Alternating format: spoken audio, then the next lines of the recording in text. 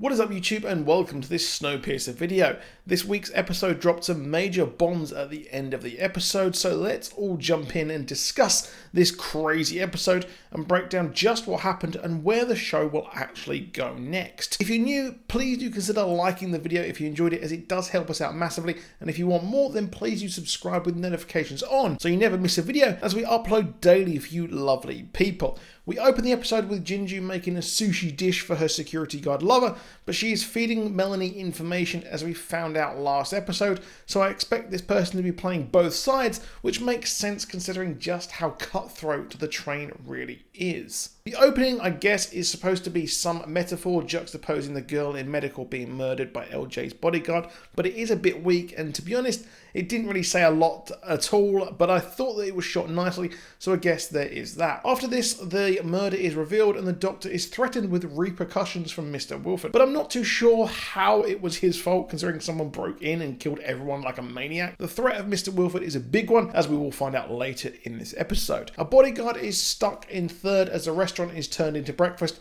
and I do find it funny how some cars act like actual businesses, which is totally absurd considering what happened outside the train, and there should be a union of all humanity to be preserved, but I guess they've defaulted here to the typical class system. The search for the killer begins, and Andre is able to see firsthand how the security detail will search for someone, and the team wonder why he is there, but Melanie is insistent on him being there despite, the whole revolution could actually be coming very, very soon, and I expect he'll retain a lot of this knowledge ready to throw down on the first class passengers. This links in nicely with the Tailies and Josie planning everything ready to take on a revolution after last week when the access chip is passed to her by Andre in a touching moment. So it'll be integral, especially at the end of the episode when Astrid was able to get a message to the Tailies in those protein blocks, which, as we found out in the movie, are just insects crushed together, which is absolutely gross. We finally get some more backstory on Melanie as she explains that she came from a dirt farm and pulled herself up from nothing,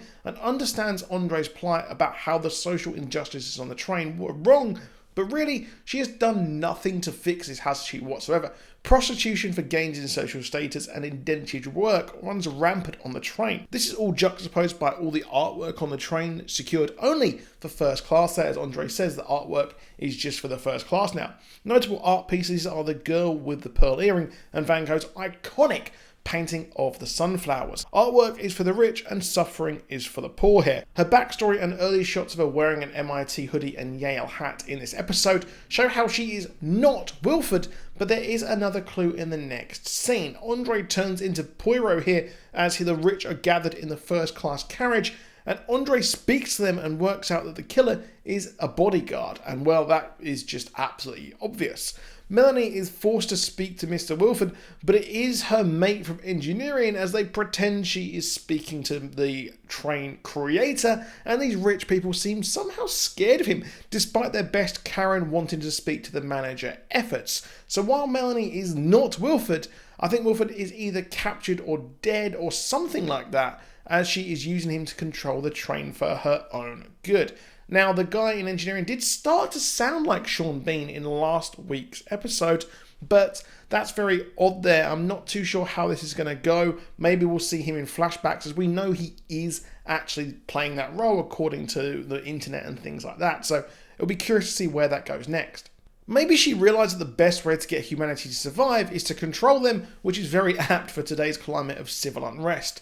Now, LJ throws her bodyguard under the train or the bus. Yeah, please do pardon the puns there, as they're absolutely awful. And he has had to run around in third and eventually, funny enough, takes Jinju hostage as she is all being mysterious in that carriage there as well. So the start of the episode sets us up ready for the hostage section there when our good old blondie security guard doesn't want to actually do anything kind of risky there whatsoever. Now, LJ's dancing to the music was so ridiculously awkward and cringe, I couldn't watch the entire thing. Now, while I suspected her parents to be involved last week, I think that she did this all on her own as she wanted to feel something.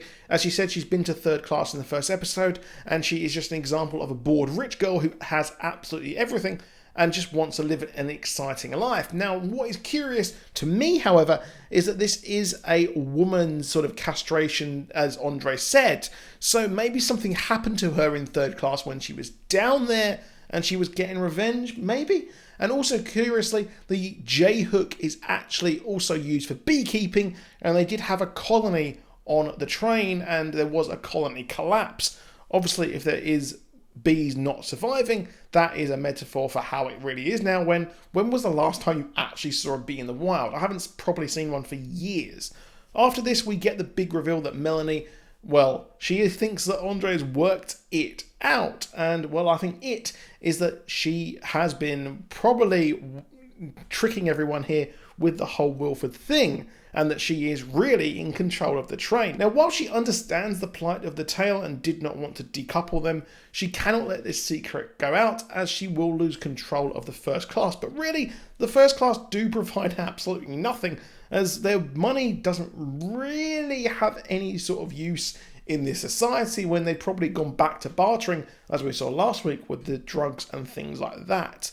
Now, at the start, it's mentioned that there were bunkers before the train, but actually started becoming a thing. So I hope we get to hear more about them and how this bunker life happened. Maybe we're getting some sort of Fallout-style world, maybe. No, probably not at all. I don't know why I even said that. But she puts him on ice as she is worried about him, and he's very tenacious, our Andre, isn't he? So he joins the rest of the tail, and his friends at least, in stasis, and Josie finds out that Andre is missing, and she was linking up with ex-tailies throughout the train to try and get messages to Astrid. And now she has a mole there over in the proper part of the train.